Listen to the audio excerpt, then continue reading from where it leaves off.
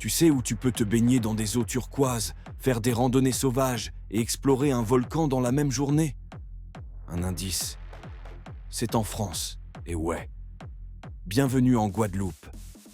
L'île de rêve pour une destination où tu trouves à la fois des plages paradisiaques, des randos dans la jungle, des rhums arrangés de folie et des marchés typiques locaux. Les goûts, les odeurs et les couleurs sont au rendez-vous. Je vais te montrer pourquoi c'est une des meilleures destinations des Caraïbes. Pour y aller, depuis Paris, tu as 2 à 3 vols par semaine, autour de 450 à 600 balles, aller-retour.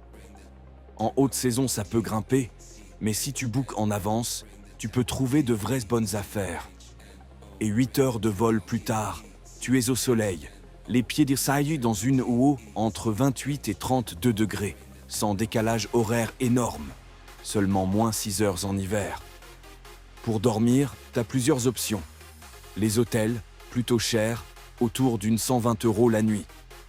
Les gîtes ou Airbnb, super populaires là-bas, entre 50 et 80 € la nuit.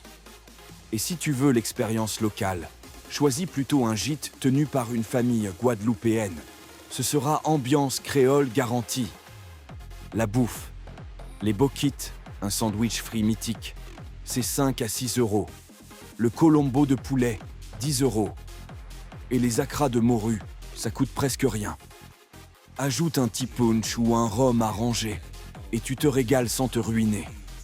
Compte environ 20 à 25 € par jour si tu manges local. Quoi faire là-bas? À part les plages, tu as besoin de t'occuper. En Guadeloupe, tu peux explorer la Soufrière, un volcan actif, environ 3 heures de marche. Si le temps est dégagé, tu auras une vue presque à 360 degrés sur toute l'île. Tu auras l'occasion de voir quelques cheminées de soufre. Attention, ça sent fort. Te baigner dans les chutes du Carbet, prévoir une longue randonnée dans une jungle chaude et humide. Mais le jeu en vaut la chandelle ou la cascade aux écrevisses. Faire du snorkeling dans la réserve Cousteau, vers des haies sur le côté de la Basse-Terre, c'est un des plus beaux spots de plongée. Et bien sûr, profiter des plages mythiques, Grand'Anse à Déchets, où tu pourras profiter d'un superbe coucher de soleil, Sainte-Anne ou encore les Saintes, classées parmi les plus belles baies du monde. Pour le lever du soleil, je te conseille la pointe des Châteaux, à Saint-François. Eau chaude et turquoise garantie.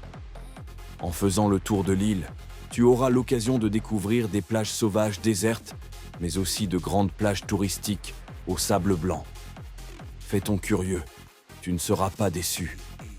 Donc en gros, il faudra prévoir pour une semaine, si on calcule vite fait, un budget de 500 € pour l'avion, 400 € pour le logement, 7 nuits en gîte, 150 € pour manger local, 100 € pour visites et excursions. Ça fait environ 1150 € pour une semaine de rêve. Et si tu voyages malin, tu peux réduire ce budget. Si tu es encore là, c'est que tu kiffes, alors pense à t'abonner, ça fait plaisir. Et aussi, dis-moi en commentaire, quelle autre destination tu souhaites voir pour ton prochain voyage. Bye mon pote.